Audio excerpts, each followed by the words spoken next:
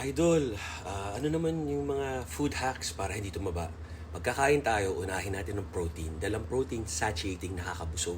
Lalo na kung wala siyang added oil or sugar. Kunwari, grilled, steamed, air-fried chicken. Kahit lagyan mo ng asin, black pepper, kalamansi.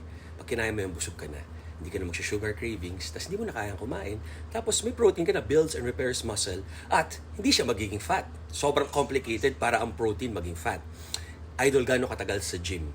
Kung kasama mo na stretching, warm-up, cool-down, wala pa yung cardio na pampapayat, siguro mga 15 minutes stretching, warm-up, lalo na sa kagaya kung may edad, or sa mga athletes, and then 1 hour workout, and then 15 minutes cool-down kasama na yung walking.